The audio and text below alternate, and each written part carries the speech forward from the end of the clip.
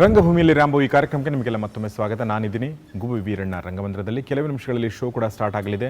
ಈ ಖಾಲಿ ಸೀಟ್ಗಳೆಲ್ಲ ಜನರಿಂದ ಭರ್ತಿ ಆಗಲಿವೆ. ಆದರೆ ಅದಕ್ಕಿಂತ ಮುಂಚೆ ನಮ್ಮ ಶೋ ನಾವು ಶುರು ಮಾಡಲೇಬೇಕು. ಅದುವೇ ರಂಗಭೂಮಿಯಲ್ಲಿ ರಾಂಬೋ. ನಮ್ಮ ಜೊತೆಗೆ ರಾಂಬೋ ಮತ್ತು ತಬಲಾ ನಾಣಿ ಎಲ್ಲರೂ ಇದ್ದಾರೆ. ನಾವು ಯೂಶ್ವಲಿ ಇಲ್ಲಿ ಕೂತ್ಕೊಂಡು ನೋಡ್ತೀವಿ ಈ ಕಲಾವಿದರು ಅಂದರೆ ನಾಣಿ ಇರಬಹುದು, ಶರಣ್ ಇರಬಹುದು, ಅವರು ಈ ಸ್ಟೇಜ್ ಮೇಲೆ ಅಲ್ಲಿರ್ತಾರೆ. ಆದರೆ ಇವತ್ತು ಅವರ ಇನ್ನೊಂದು ಮುಖ ನೋಡುವಂಥ ಪ್ರಯತ್ನ ಇದು. ಅಂದರೆ ಅವರು ಇಲ್ಲಿದ್ದಾರೆ, ಶರಣ್ ಅವರು. ಸೊ ಶರಣ್ ಅವರು ಇಲ್ಲಿದ್ದಾರೆ, ತಬಲಾ ನಾಣಿಯವರು ತಬಲಾ ಎದುರುಗಡೆ ಇದ್ದಾರೆ. ಅಂದರೆ ಎಸ್ ಅವ್ರು ತಬಲಾ ಬಾರಿಸ್ತಾರೆ ಅಂತ ಹೇಳ್ಬಿಟ್ರು. ಸೊ ಶರಣ್ ಅವರು ಹಾಡು ಹೇಳ್ತಾರೆ ಅಂತ ನಾನು ಅನ್ಕೋತೀನಿ. ಸರ್ ಇಲ್ಲಿ ಏನಂದರೆ ನಾನು ಹೇಳ್ದಲ್ಲ, ರಂಗಭೂಮಿಯಲ್ಲಿ ಒಂದು ಕೆಲಸ ಮಾತ್ರ ಕಲ್ತಿದ್ರೆ ಆಗಲಾರ್ದು. ಇಲ್ಲಿ ನಾವು ಎಲ್ಲ ಕೆಲಸ ನಾವು ಬೆಳಗ್ಗೆ ನಾನು ಡ್ರೈವಿಂಗ್ ಮಾಡಬೇಕು, ಸಾಯಂಕಾಲ ಕಸ ಗುಡಿಸ್ಬೇಕು, ಇಲ್ಲಿ ಬಂದು ನಿಂತ್ಕೊಂಡು ಏನೋ ಬಾರಿಸ್ಬೇಕು, ಆಮೇಲೆ ಬಣ್ಣ ಹಚ್ಕೊಂಡು ಪಾರ್ಟ್ ಮಾಡಬೇಕು. ಎಲ್ಲ ಕೆಲಸನೂ ಎಲ್ಲರಿಗೂ ಗೊತ್ತಿರಬೇಕು ಸರ್. ಇಲ್ಲಿ ನಮ್ಮ ಮೇಸ್ಟ್ರು ಸತೀಶ್ ಅವರು, ಇವರು ನಮ್ಮ ಪೇಟಿ ಮಾಸ್ಟ್ರು.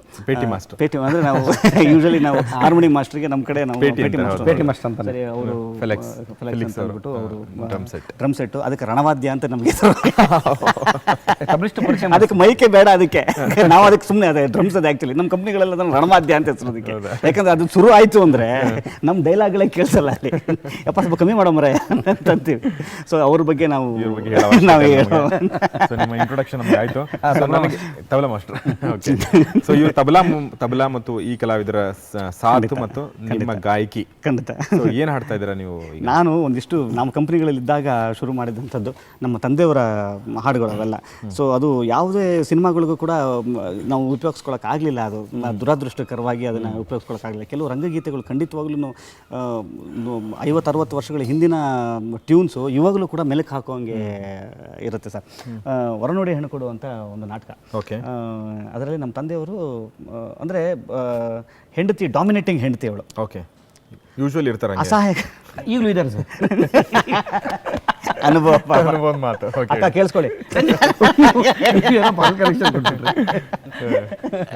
ಡಾಮಿನೇಟಿಂಗ್ ಹೆಂಡತಿ, ಪಾಪ ಅಸಹಾಯಕ ಗಂಡ. ಹೆಂಡತಿಯ ಕುರಿತಾಗಿ ಒಂದು ಹಾಡನ್ನು ಭಾಳ ಎಷ್ಟು ಚೆನ್ನಾಗಿ ಕವಿಗಳನ್ನು ಇದು ಮಾಡಿದರು ಅಂತಂತಂದರೆ, ಎಂಥ ಹೆಂಡತಿ ನನ್ನ ಪ್ರಾಣ ಹೆಂಡತಿ, ಎಂಥ ಹೆಂಡತಿ ನನ್ನ ಪ್ರಾಣ ಹೆಂಡತಿ ಅಂತ ಶುರು ಆಗುತ್ತೆ.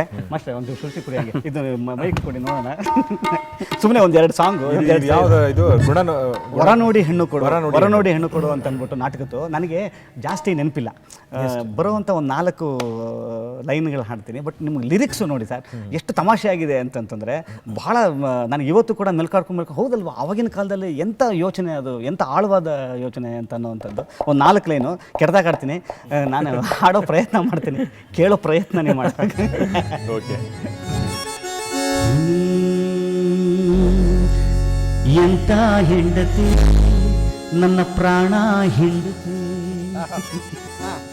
ಎಂಥ ಹೆಂಡತಿ ನನ್ನ ಪ್ರಾಣ ಹೆಂಡತಿ, ಎಂಥ ಹೆಂಡತಿ ನನ್ನ ಪ್ರಾಣ ಹೆಂಡತಿ, ಈ ಗಂಡು ಪ್ರಾಣಿಯ ಗುಂಡಿಗೆ ಹಿಡಿ ಎಂಥ ಹೆಂಡತಿ ನನ್ನ ಪ್ರಾಣ ಹೆಂಡತಿ, ಎಂಥ ಹೆಂಡತಿ ನನ್ನ ಪ್ರಾಣ ಹೆಂಡತಿ.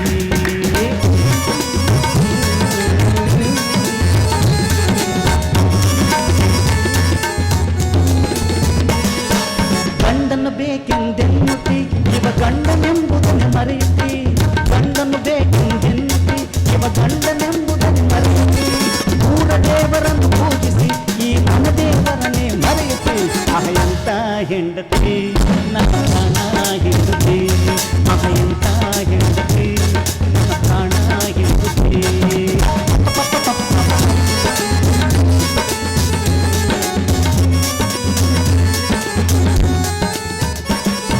ಸ್ವತಂತ್ರವೆನ್ನುವ ಹೆಸರುಳು ನೀ ಅತಂತ್ರ ಜೀವನ ನಡೆಸುತ್ತಿ, ಸ್ವತಂತ್ರವೆನ್ನುವ ಹೆಸರುಳು ನೀ ಅತಂತ್ರ ಜೀವನ ನಡೆಸುತ್ತಿ, ಊರ ದೇವರನ್ನು ಪೂಜಿಸಿ ನೀ ಮರದೇವರನ್ನೇ ಮರೆಸಿ, ಎಂಥ ಹೆಂಡತಿ ನನ್ನ ಪ್ರಾಣ ಹೆಂಡತಿ, ಎಂಥ ಹೆಂಡತಿ ನನ್ನ ಪ್ರಾಣ ಹೆಂಡತಿ.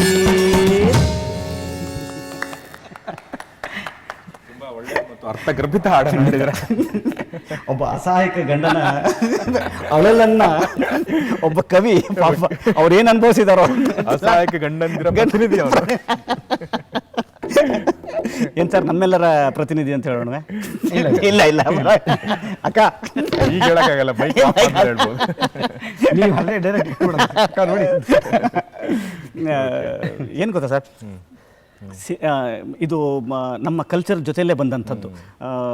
ನೀವು ಇಲ್ಲಿ ಇಂಡಿಯನ್ ಸಿನಿಮಾನೂ ಆಗಿದ್ದಿರ್ಬೋದು, ನೀವು ಸಂಗೀತ ಮತ್ತು ಸಿನಿಮಾನಾಗಿರ್ಬೋದು, ಸಂಗೀತ ಮತ್ತು ನಾಟಕ ಆಗಿರ್ಬೋದು, ನೀವು ಬೇರೆ ಬೇರೆ ವಿಭಾಗಗಳನ್ನ ಮಾಡಲಿಕ್ಕಾಗೋದಿಲ್ಲ. ಈಗ ನಾನು ತಬಲಾ ನಾಣಿಯವ್ರ ಬಗ್ಗೆ ಮಾತಾಡೋದಾದ್ರೆ, ಸೊ ಸರ್ ತಬಲಾ ನೀವು ಹೇಳಿದ್ರೆ ನನಗೆ ನಿಮ್ಮ ತಬಲಾ ಇತಿಹಾಸ, ನನಗೆ ತಬಲಾದಲ್ಲಿ ನಿಮ್ಮ ಫೇವ್ರೆಟ್ ಝಲಕ್ಗಳನ್ನ ಅದಕ್ಕೇನಂತ ಗೊತ್ತಿಲ್ಲ ನನಗೆ, ಕೆಲವೊಂದು ಬರೀ ತಬಲಾ ಬೋಲ್ಸ್ ಅಂತ ಇಲ್ಲ ನಾವು ನಿಮಗೆ ಇಷ್ಟ ಆಗಿರೋದು ಅದನ್ನ ಏನು ಅಂತ ಹೇಳಿ ಅಂತ ದಯವಿಟ್ಟು. ಈಗ ನಡೆ ಇರುತ್ತೆ, ಒಂದು ನಡೆ ಅಂತ ಒಂದು ಹಾಡಿಗೆ ಚತುಶ್ರ ತಿಶ್ರ ಆ ಥರ ನಡೆ ಇರುತ್ತೆ.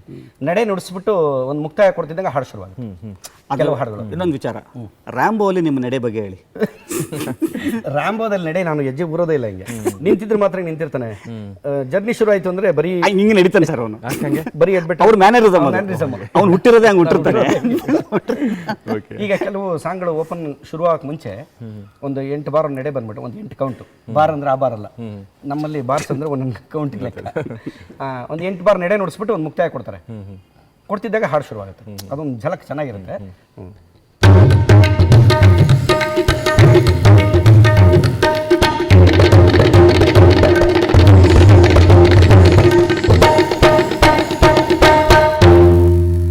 ಸಾಂಗ್ ಶುರು.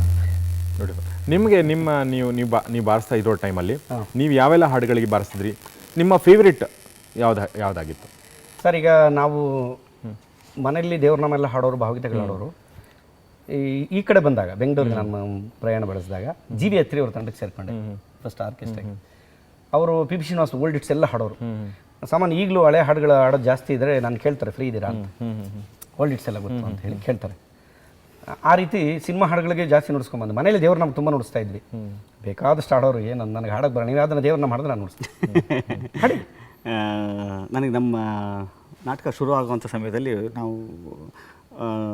ದೇವರ ನಾಮದ ಜೊತೆಗೆ ಶುರು ಮಾಡ್ತೀವಿ. ಅದು ಟಿಪಿಕಲಿ ಈಗ ಶಾಸ್ತ್ರೀಯ ಸಂಗೀತದಲ್ಲಿ ಹಾಡುವಂಥ ದೇವರ ನಾಮ ಆಗಿರೋಲ್ಲ, ಅದು ರಂಗಗೀತೆ ಪ್ಲಸ್ ದೇವರ ನಾಮ ಎರಡು ಮಿಕ್ಸ್ ಆಗಿ ಒಂದು ಇದನ್ನು ನಾವು ಸೃಷ್ಟಿ ಮಾಡ್ತೀವಿ. ಸೊ ಯೂಶಲಿ ನಾವು ಡ್ರಾಪ್ ಅಂತ ಹೇಳ್ತೀವಿ.